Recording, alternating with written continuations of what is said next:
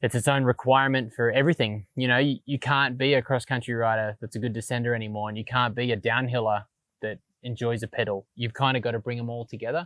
And I think, yeah, all our experience over the years, it's all paying off, and it's all coming together to be the package and the training that I need to become world champion.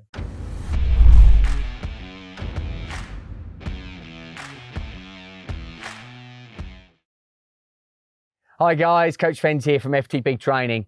Again, joined by the ultimate frother himself, Josh Carlson, all the way over from Vancouver land in Canada to help us all understand and get better at riding enduro. Good to be back. Yeah. It's really good to be back. Australia is always home, and as awesome as Canada is, it's great to come back here and see everybody that you haven't seen in ages, and it's just, there's no place like home.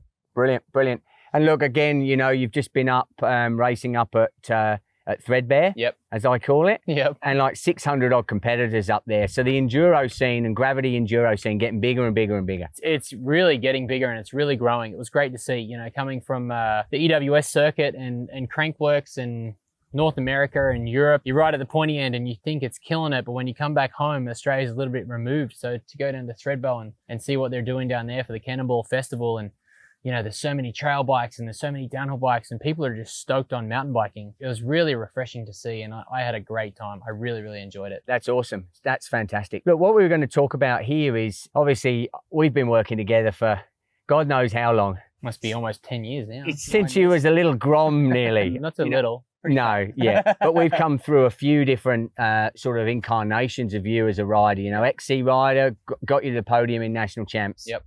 You know, as tried to get with some road riding, yep, riding on the road at some bigger events, yep, and before you transitioned into enduro. And I think there's a real misconception about the fitness and levels of fitness that you need to ride enduro. Yeah. You know, I mean, we just chatted about it there, is that, you know, people that have been in the gravity scene, you know, there's this perception that, yeah, they get on the cans and they don't really care. And it's almost for retired downhillers. They, you know, that's a common joke that you hear, that enduro's just for the downhillers that, you know, don't want to race anymore. So they'll go and race enduro. Well, it's not the case anymore. It's definitely not the case, for sure. We're becoming our own beast, our own little animal, and it's its own requirement for everything. You know, you can't be a cross-country rider that's a good descender anymore, and you can't be a downhiller that enjoys a pedal. You've kind of got to bring them all together. And I think, yeah, all our experience over the years, it's all paying off, and it's all coming together to be the package and the training that I need to become world champion. Yeah, and that's it, I think. So, I mean, I know each year we've tried to analyze and look at files and break down the demands of a day on the hill at racing. And, you know, we've broken it down into, there's a lot of pedaling up hills. Yeah. So you're spending, like you've said before, you know, you can be spending 6, 7, 8 hours a day, yeah, riding your bike. Yeah. So there's no way on earth, unless you've got a really good level of base endurance condition, you're going to handle that. And that's just the race day. You know, prior to that, you've got 2 or 3 6-hour practice days that you have to manage. So if you fly in Monday or fly in Tuesday, and then you walk a couple of tracks for a few hours, it'll take 3 to 4 hours on Wednesday.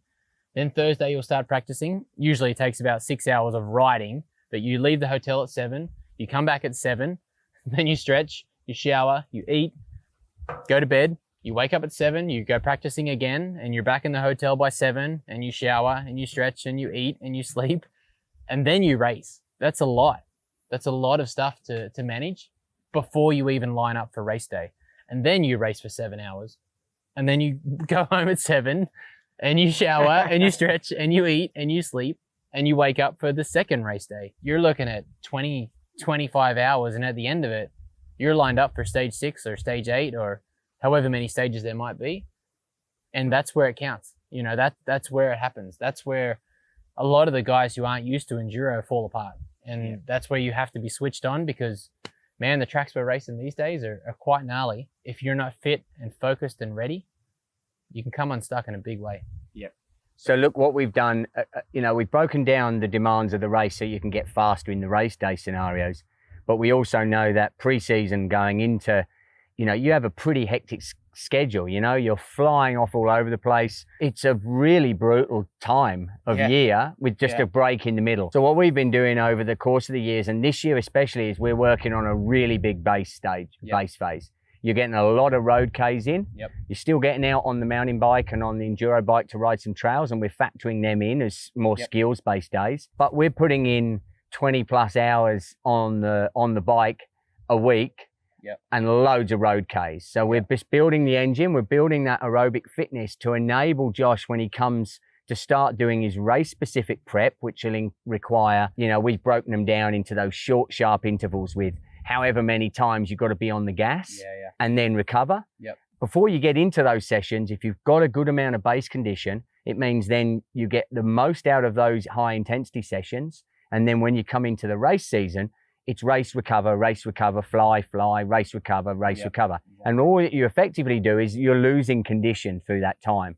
So the bigger you can build your base of condition at the beginning, the longer your peak and your race phase will last before you have that little mid-season and we get stuck back into the training again, stuck back into the Ks. Yeah.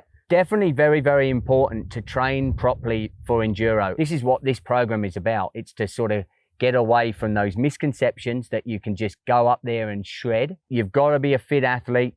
Got to have a road bike. You got to have your head about you. Yep. You've got to have. It's a jack of all trades.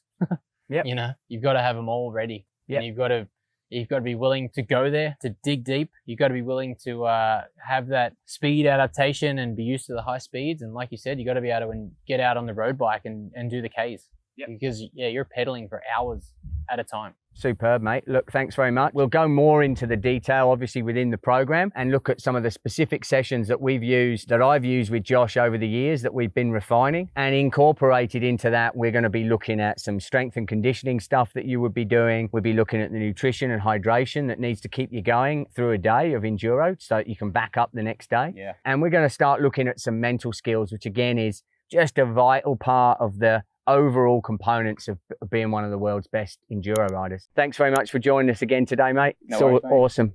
Okay, guys, Coach Fenz here signing out. I'll catch you out on the trail. Cheers. Bye-bye.